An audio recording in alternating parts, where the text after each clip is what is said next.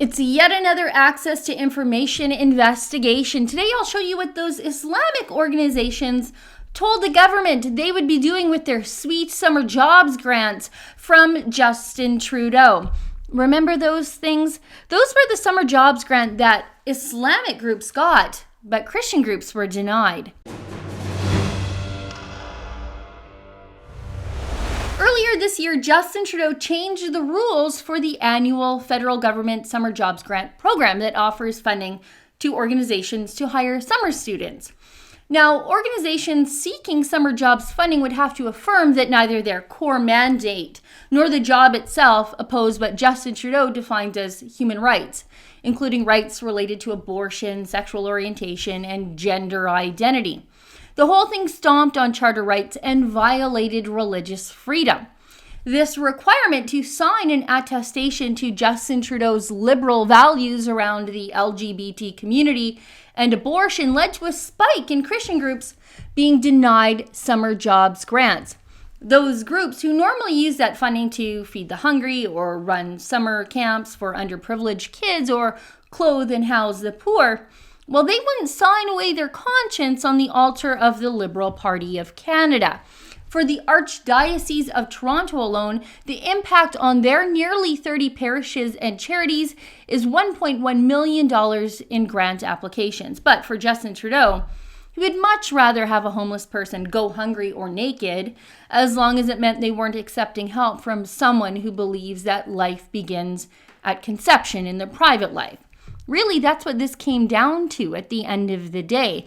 And as we know now, through the incredible work of Candace Malcolm at the Toronto Sun, as Christian groups were being denied summer jobs funding en masse, radical Islamist organizations with ties to terror were getting Canadian tax dollars because they checked that attestation box.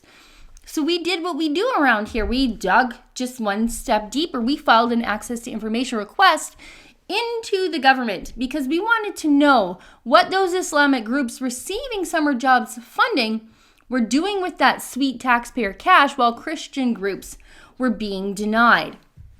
Now, according to Malcolm's report, Abu Huraira Center was approved for a grant despite a past affiliation with another of Canada's most notorious Muslim hate preachers, Bilal Phillips.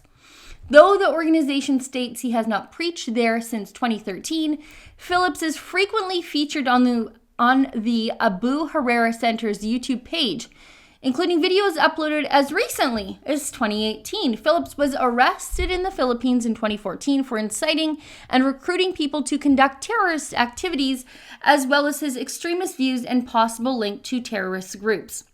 The Jamaican-born Canadian is also banned from the US, UK, Germany, and Australia.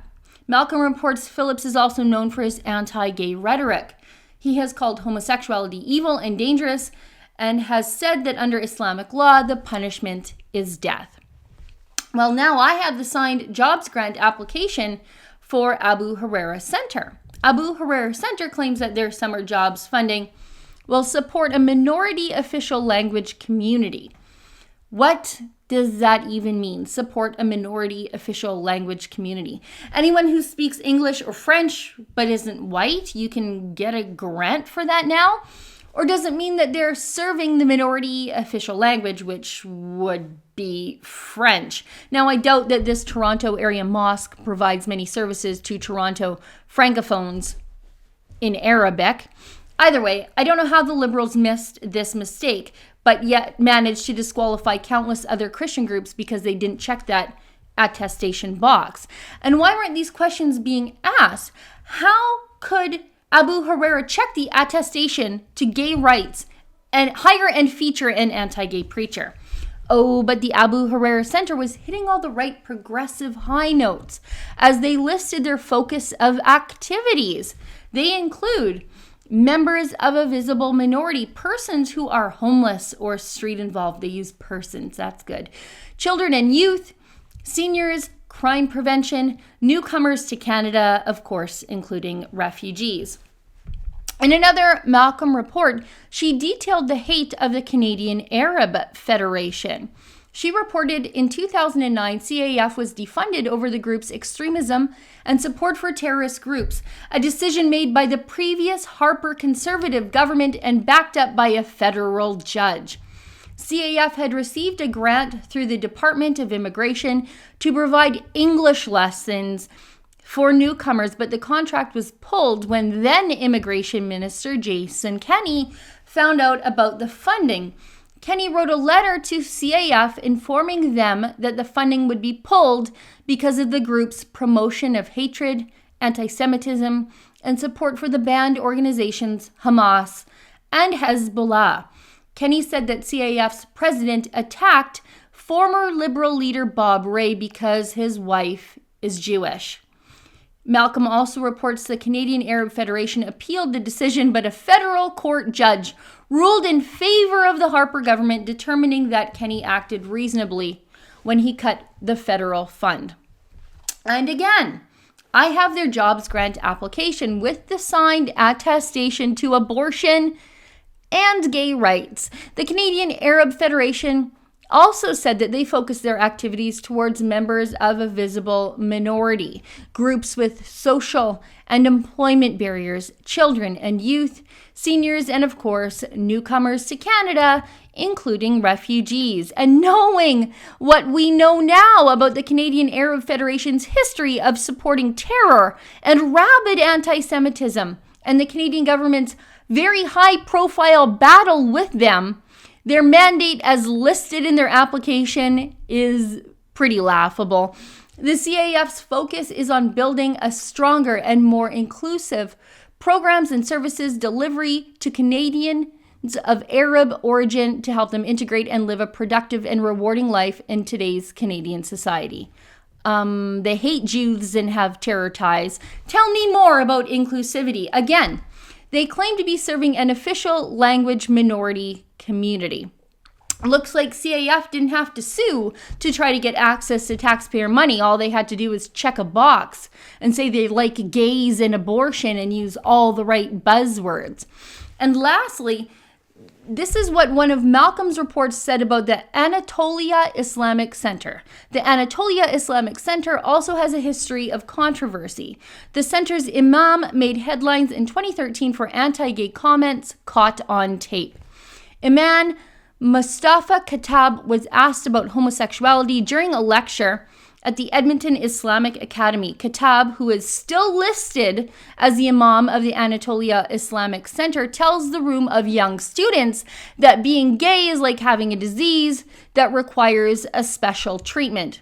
He said, "For me, someone who is homosexual is like someone who has diabetes or someone who has cancer or AIDS," noting he doesn't like to be associated with gay people. Malcolm reports when the video surfaced, current Liberal MP Kent Hare called for the school to lose its $4 million in taxpayer funding. The Anatolia Center had clearly been in the headlines for their stance on homosexuality. They even drew the ire of a Liberal, Kent Hare. The facts were a literal Google search away. Again, I have the Anatolia Islamic Center's application. The Anatolia Islamic Center checked that attestation to gay rights. They got their grant, and they used that cash to hire an assistant to their imam to start coordinating the prayers and religious sermons within the mosque. That's the same imam that called homosexuality something like cancer or AIDS, by the way. Oh, but they hired a visible minority, so I guess that's all even Steven, I guess. But Christian summer camps, or the mustard seed, helping homeless people, they weren't eligible for any of this because they were honest in their views about life and traditional marriage. The Christian groups refused to perjure themselves on government documents for a government grant. For the Rebel.media, I'm Sheila Gunn Reid. It's the age of social media censorship, but here at The Rebel, we're prepared for that. We have a Rebel Media mobile app. It's available on the Google Play Store or the Apple App Store. Download it, give it a whirl, and go around social media censorship.